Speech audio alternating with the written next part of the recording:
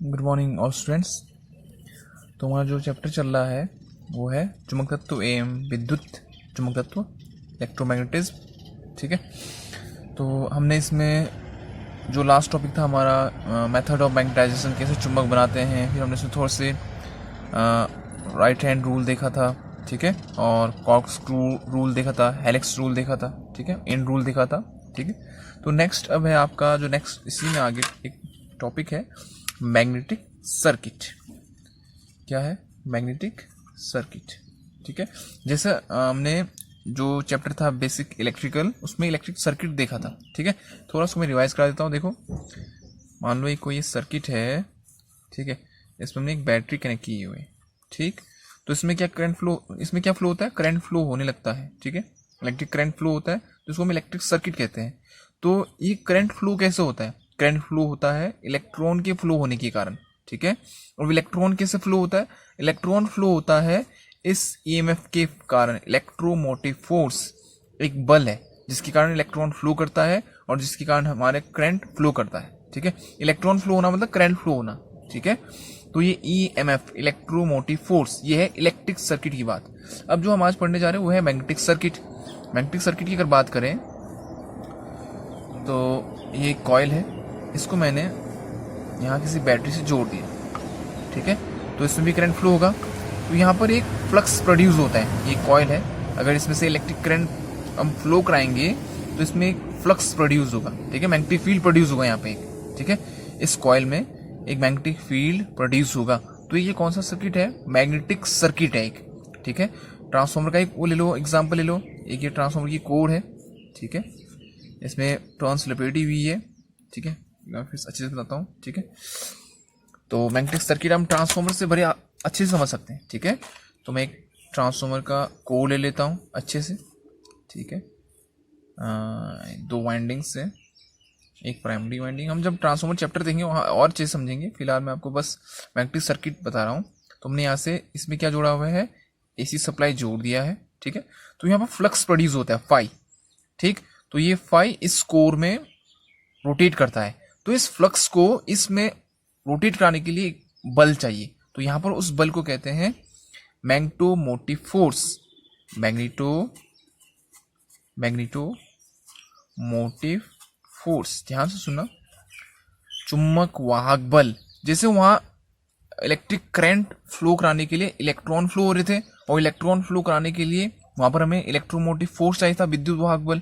यहाँ पर हमें इस फ्लक्स को रोटेट कराने के लिए ना, इस कोर में फ्लक्स रोटेट करेगा तभी आपका जो यहाँ ईएमएफ है वो ट्रांसफर होता है इस साइड को। तो हम वो ट्रांसफॉर्मर में अच्छे से समझेंगे। फिलहाल यहाँ पर आपने क्या समझना है कि जो फ्लक्स है यहाँ पर इस कोर में, जो यहाँ पर फ्लक्स है, क्योंकि आपका जो ये प्राइमरी वाइंडिंग है और यहाँ पर एक सेकेंडरी वाइंडिंग होती है, ये आपस में सीधे कनेक्ट नहीं होते हैं, ये कनेक्ट होते हैं किसके थ्रू? फ्लक्स के थ्रू। ठीक है, तो यहाँ पर इस फ्लक्स को, जो यहाँ पर फ्लक्स प्रोड्यूस हुआ है, उसको यहाँ से यहाँ भेजने के लिए एक बल की आवश्यकता होती है। उस बल को कहते हैं मैग्नेटोमोटिव फोर्स। और ये जो सर्किट है ये क्या कहलाएगा? मैग्नेटिक सर्किट है एक, कि जो फ्लक्स है उसका यहाँ से होते हुए वापस यहीं आना, ये एक सर्किट फॉर्म करता है जिसे हम कहते हैं मैग्नेटिक सर्किट। ठीक है, तो समझ में आया कि जो फ्लक्स मैग्नेटिक फील्ड प्रोड्यूस हुआ है, फ्लक्स प्रोड्यूस हुआ है, वो आपका ट्रांसफर कैसे होता है? एक बल के कारण। उसी बल को कहा जाता है मैग्नेटोमोटिव फोर्स। ये सेम है आपका किसकी तरह? विद्युत वाहक बल की तरह। कभी कभी एग्जाम में पूछ लेता है या फिर प्रैक्टिकल वाला पूछेगा आपसे कि जो मैग्नेटोमोटिव फोर्स होता है वो कौन से बल की तरह कार्य करता है, तो आपने बताना है कि सेम ये इलेक्ट्रोमोटिव फोर्स की तरह ही होता है। तो इसका जो फॉर्मूला होता है, न्यूमेरिकल करने के लिए कभी आ जाता है, तो इसको ऐसे डिनोट करते हैं, मैग्नेटोमोटिव फोर्स बराबर N मल्टीप्लाई I। अब ये N क्या है? Number of turns. ठीक है, नंबर ऑफ टर्न्स की जितने यहाँ पर लपेट है, ये जितने यहाँ पर हेलिक्स है। ठीक है, ये जितने यहाँ पर आपने टर्न्स है, तो टर्न्स की संख्या कहलाएगा N। I है इसमें से जितना करंट फ्लो हो रहा है, इस टर्न्स में से जितना करंट फ्लो हो रहा है उसे कहेंगे हम I से डिनोट करेंगे। तो मैग्नेटोमोटिव फोर्स, जो मैग्नेटोमोटिव फोर्स है उसकी जो इकाई होगी वो क्या होगी? एम्पियर करंट की होगी एम्पियर, और ये है टर्न्स, तो एम्पियर टर्न्स कहते हैं। तो मैग्नेटोमोटिव फोर्स की जो इकाई अगर आपसे पूछेंगे तो वो क्या कहलाएगा आपका? Ampere turns. ठीक है, तो आपका जो मैग्नेटोमोटिव फोर्स है वो किस पर डिपेंड करता है? नंबर ऑफ टर्न्स, कितने टर्न्स है। ठीक है, कितना ज्यादा टर्न्स है और कितना करंट आप उससे फ्लो करा रहे हैं, कोर की लंबाई ये कितना लंबा है, ठीक है, इसका एरिया क्या है। तो इन चीजों पर आपका मैग्नेटोमोटिव फोर्स डिपेंड करता है, ठीक है, ये आपने याद रखना है, ठीक है। पहला देखो किस पे डिपेंड करेगा, विद्युत धारा के मान पर। इलेक्ट्रिक करंट कितना है, जितना ज्यादा इलेक्ट्रिक करंट उतना ज्यादा आपका क्या होगा, मैग्नेटोमोटिव फोर्स होगा। दूसरा, लपेटों की संख्या, टर्न्स कितने ज्यादा है, जितने ज्यादा टर्न्स उतने ही ज्यादा आपका मैग्नेटोमोटिव फोर्स, ठीक है। और कोर की लंबाई, कितना लंबा आपका कोर है, ठीक है। कोर का कटाक्ष क्षेत्रफल कि उसका एरिया कितना है, कोर का एरिया कितना है, ठीक है। और किस पदार्थ का आपका कोर बना हुआ है, अलग अलग पदार्थ का अलग अलग बिहेवियर होता है, अलग अलग प्रॉपर्टीज होती है मैग्नेटिक फील्ड प्रोड्यूस करने का, ठीक है। तो ये भी एक आपने पॉइंट याद रखना है, ठीक है। तो अब छोटे छोटे टर्म्स से उनको समझते हैं हम, जैसे इलेक्ट्रिक सर्किट में रेजिस्टेंस था, कंडक्टेंस था, सेम वही यहाँ भी होता है। तो एक सर्किट है उसमें सब चीज मिलेंगे आपको, वहां रेजिस्टेंस कहते थे, प्रतिरोध कहते थे, यहाँ पर उस चीज को किस और नाम से जाना जाता है, ठीक है।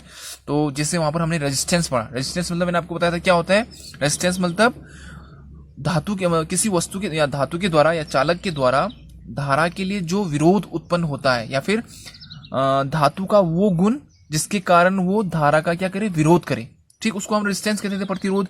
यहां पर रेजिस्टेंस न कह के हम कहते हैं रिलक्टेंस, रिलक्टेंस, इसको याद रखना है आपने, ठीक है, रिलक्टेंस, इस पॉइंट को याद रखना है। अब रिलक्टेंस होता क्या है, जो आपका कोई मटेरियल है, ठीक है, कोई मटेरियल है, ये जो चुंबकीय रेखाएं हैं, फ्लक्स के लिए जो विरोध उत्पन्न करेगा उसे क्या कहेंगे हम, रिलक्टेंस कहेंगे।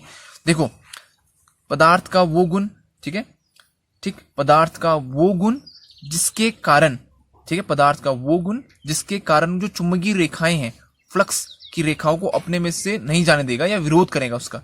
मतलब जैसे फ्लक्स की रेखाएं इस धातु में, इस चालक में से या फिर इस वस्तु में से गुजरना चाहती है, लेकिन इसका वो गुण जिसके कारण से ये इन फ्लक्स की रेखाओं का क्या करेगा, विरोध करेगा, उसे कहते हैं रिलक्टेंस, ठीक है।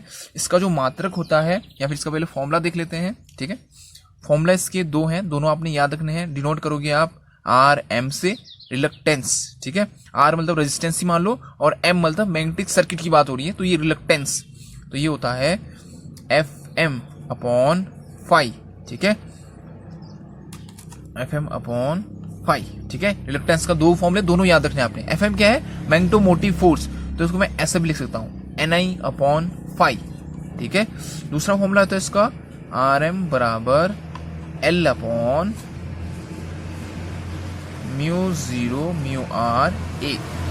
ये म्यू, अब देखो म्यू टर्म आ गया, ये म्यू क्या होता है वो मैं आपको बताता हूँ, ठीक है। ये पहले ये चीज क्या क्या है वो समझ लो। देखो रिलक्टेंस मैंने आपको समझा दिया, ये है वस्तु के द्वारा चुंबकीय रेखाओं के लिए जो विरोध उत्पन्न किया जाता है उसे कहते हैं हम रिलक्टेंस, ठीक है। अब रिलक्टेंस का फॉर्मूला लिखा है मैंने, f m upon phi. Phi क्या है, फ्लक्स है, फ्लक्स के बारे में मैंने आपको अच्छे से बता रखा है। एन आई क्या है, number of magnetomotive force, N है नंबर ऑफ टर्न्स, आई है करंट, तो ये तो समझ में आ गया। अब यहाँ पर है आर एम का ही, रिलक्टेंस का ही एक दूसरा फॉर्मूला भी होता है, l upon mu zero mu are A. L होगी लंबाई, जो आपका कॉइल है ना, ये इसकी लंबाई, कितना लंबा आपका कॉइल है। म्यू जीरो म्यू आर, देखो ये म्यू होता है परमेबिलिटी, ठीक है, मतलब वस्तु की वो क्षमता कि वो कितना अपने में से चुंबकीय रेखाओं को पास होने दे, परमेबिलिटी, ठीक है, मतलब कितना ज्यादा वो आपका चुंबक बन सकता है, परमेबल है, ठीक है, उसे कहते हैं परमेबिलिटी, ठीक। किसी वस्तु की वो क्षमता हो कितना ज्यादा अपने में से चुंबकीय रेखाओं को पास होने दे, कितना ज्यादा, वो उसकी क्षमता, उस क्षमता को क्या कहते हैं, परमेबिलिटी, ठीक है। म्यू जीरो होता है फ्री स्पेस का, एयर का। म्यू आर कहलाता है रिलेटिव परमेबिलिटी। अब रिलेटिव परमेबिलिटी किसी वस्तु से जब तुलना करते हैं, किसकी, आपके वायु की या फिर वैक्यूम की, ठीक है, एयर भी कह सकते हैं, ठीक है। म्यू जीरो मतलब एयर की परमेबिलिटी, एयर में की परमेबिलिटी कितनी है।